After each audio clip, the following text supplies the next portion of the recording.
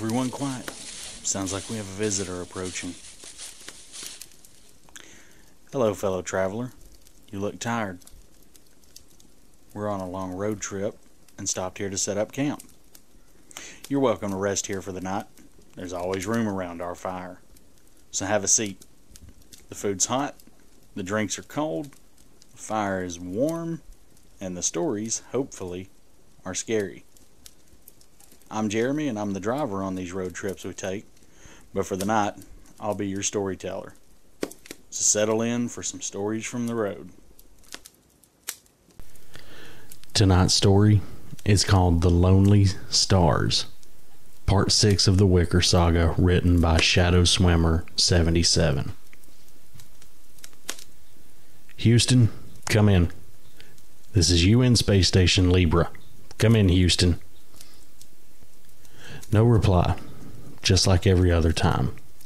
I throw the receiver in disgust, the weightless environment causing it to float mockingly in front of my face at the end of its retention strap. I'm bathed in the soft red glow of emergency lights that serve to illuminate every inch of my tiny cell.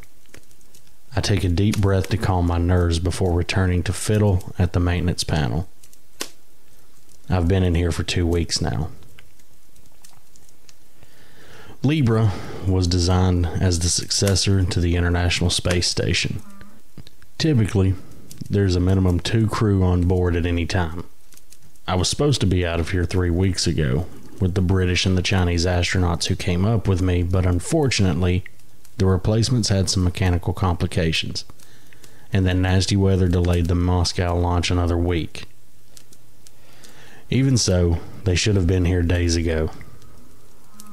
Are you sure you'll be alright up here by yourself, mate? I'm sure. Somebody's got to keep the lights on. Besides, the Ruskies will be here soon. Just have a drink for me when you get landside, yeah? I expect I'll have 2. Godspeed. I was ready to spend 7 to 10 days by myself on the station, waiting for the Russians to get their act together and get my ride home.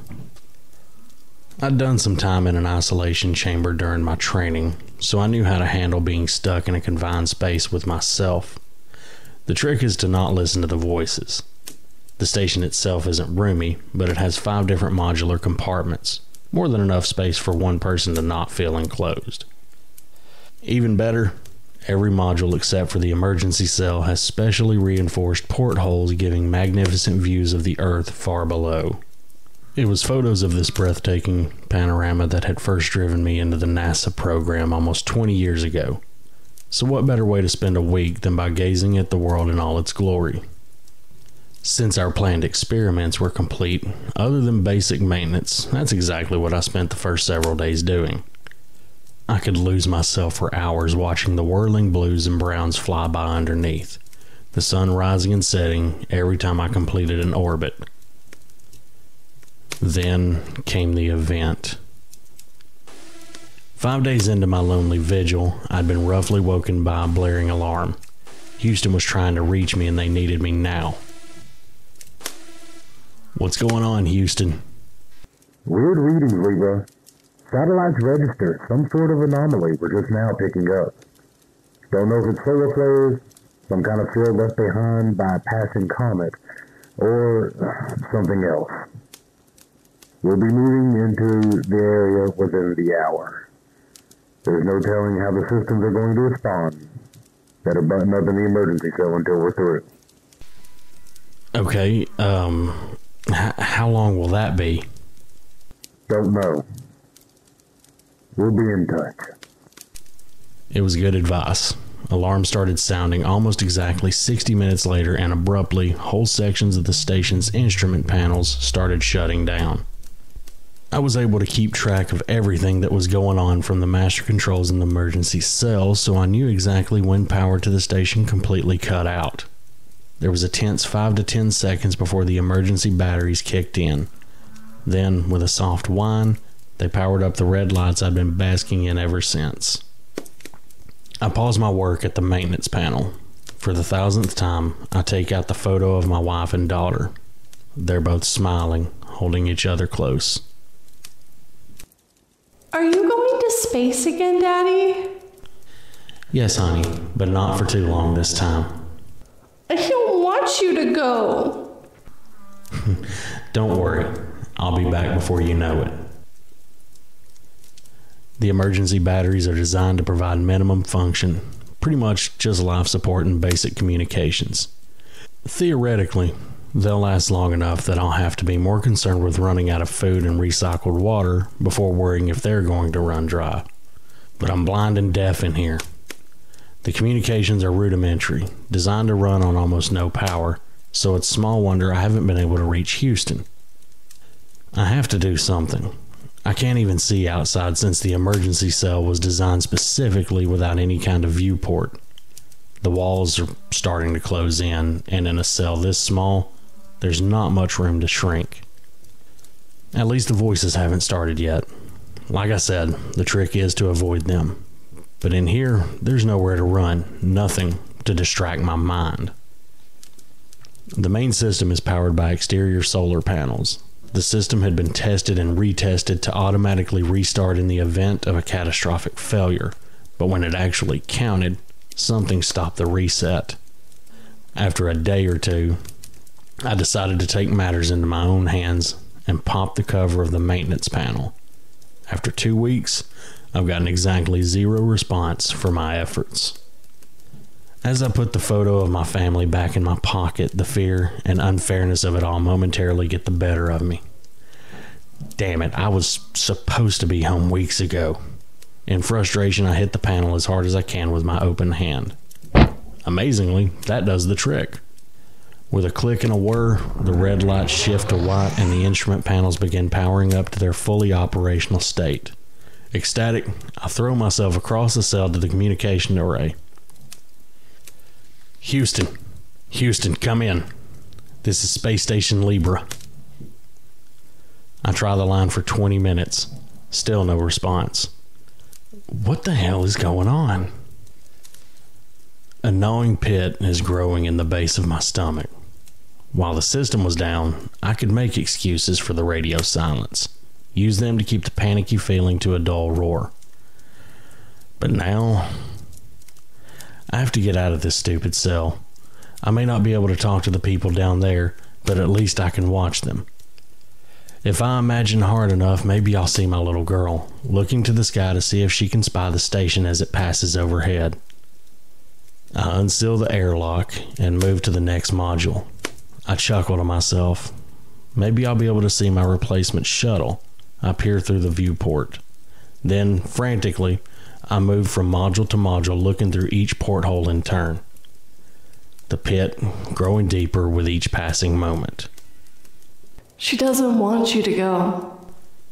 She's a kid. Of course she doesn't want me to go. I don't want you to go either. I know. But I know you will anyway, and I won't stop you. I love you, babe. I love you too. Always. It takes the station's computer 2 hours to identify our position. Finally, it finds enough known stars to triangulate where we are. Exactly where we should be. 2 weeks after the last measurements were taken. The rest of the universe, though, is a little off. Ahead of itself by about 1,400 years. In my gut, I'd already known that, though. I'd known when I looked through the viewport and didn't see the big, beautiful Earth shining below me. Just the dark, empty blackness of space, filled by only a few lonely stars. All right, that's the end. That was The Lonely Stars, Part 6 of the Wicker Saga, written by Shadow Swimmer 77. And I just want to take a minute and say a big thank you to my personal friend David Dancy, who took on the role of Houston, and be on the lookout for him in the future. He played Gabe Parr in the Soldier episode, and come to find out, Gabe's got his own story here next 2 or 3 episodes, 2 or 3 or 4, something like that. So he doesn't know it yet, but if he hears this, he will be joining me in on that story. And another big shout out to Dr. Torment for taking on the voice of one of the other astronauts for a couple lines. And one more shout out to 242 Reads, who came in and saved the day on the character of the astronaut's wife and daughter.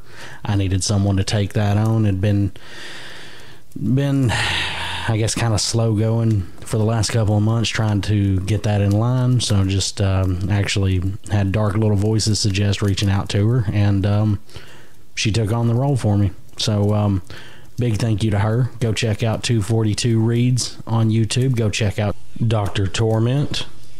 Both fantastic narrators and storytellers, voice actors, whatnot. And